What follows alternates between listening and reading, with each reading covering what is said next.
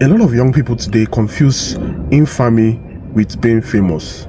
There is a very, very big difference between infamous and being famous. If you are infamous, you have bad qualities. You got popular by having bad qualities, and it's very easy to be infamous. You just have to do bad things. But it's very hard to be famous. You just have to do good things to catch people's attention. And it is harder to catch people's attention by being good, because almost everybody's good, and everybody agrees or thinks that being good is what everybody should do. So to be infamous, you have to do bad things. If you do bad things that people frown at, you kind of get a negative popularity from that. But I feel like people these days are leveraging on the fact that you can get famous by doing the wrong things to become popular.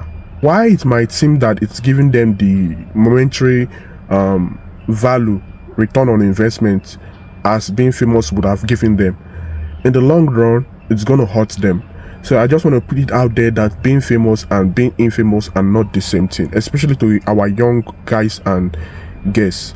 So that is, by the way, this is a car channel. I don't want to be talking about other stuff. Anyway, today what I want to talk about is about car guys. Normally, car guys are grouped into this sect of people.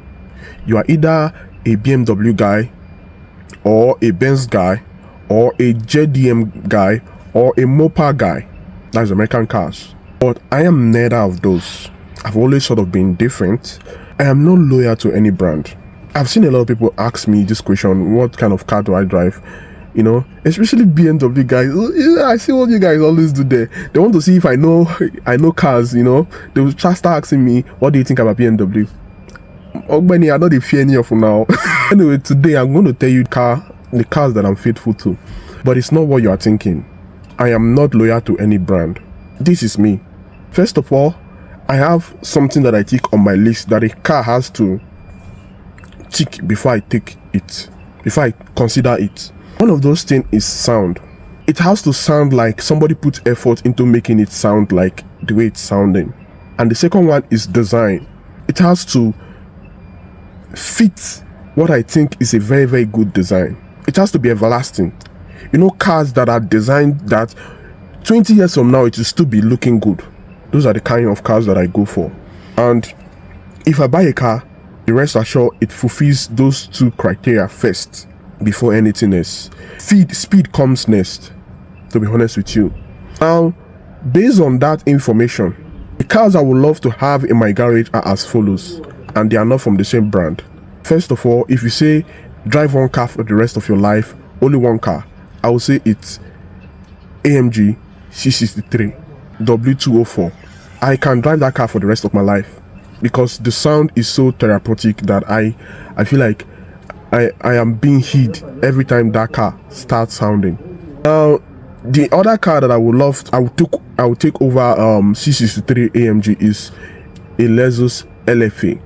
Now, that's another best sounding cars on my list, if not the best sounding car in the whole world. I don't know. Some people might argue, but I feel like those two are the best sounding cars in the whole world, and I would love to have them in my garage. Another car that I would love to have in my garage is Jeep Trackhawk. I don't know, this car doesn't get a lot of attention, but that car is the car that every car guy should buy if they have a family. That is such a dangerous thing to say, because that car is so powerful that you don't even want your son to mistakenly match the throttle. You don't want your son to throttle that car by mistake. But that's the car that I would love to have if I had a family. And I feel like it's one of the most powerful cars in the whole world. And it goes on that radar for people who don't know cars. Now, another car that I would love to have in my garage is a Toyota Supra. I don't know any other car that can be used for disturbance as a Toyota Supra. I don't know any other car. It's a Supra. What else do you want? It's a Supra. So that is the car I would love to have in my garage as well. Now, when it comes to BMW, I am a little bit biased with BMW because I'm not a speed guy. I would appreciate BMW's drivability, but I'm not the speed guy. I prioritize sound over speed. I feel like BMW has not paid attention to sound making, the audiography of the cars, and it pains me because I love BMW. But I will pick an M3 V8 over a lot of sedans these days. So I am in love with M3 V8. I saw somebody who slapped a titanium exhaust on an M3 V8, and I feel like that's the best sounding M3 I've ever seen. And I feel like it has a lot of potentials. People have not been able to, craft something that will make a BMW sound enticing and eclectic. Just because a car is loud doesn't mean it sounds good. There's a big difference. I feel like I have a very good ear of identifying car sound, because people always argue with me when I say BMWs don't make good sounding cars. They argue with me, they want to crucify me, but it's the truth. I hear it. You can't confuse me. They didn't obviously put any effort in trying to make their car sound good. They are only focused on giving you the biggest power per buck and the drivability of the car. That's what they are focused on, and it's okay. But I feel like sound is important to me, and BMW is not giving me that. But I will take the M3 and see what I can do with it. The M3 V8 and see what I can do with it. I have to make it sound eclectic. Those are the cars I would love to have in my garage. If I miss any other one, okay, yeah, I missed one actually. I used to say I don't like Rolls-Royce cars. I hate them. They are impractical to me. They look beautiful, people love them. It has dignity, it has respect, it commands respect, but I don't like them. I don't see what I want to use them for. You understand? I don't like sitting at the back of a car and it doesn't look like it was built for somebody to be driving it. It's built for the owner to be at the back, and that's not the kind of person I am.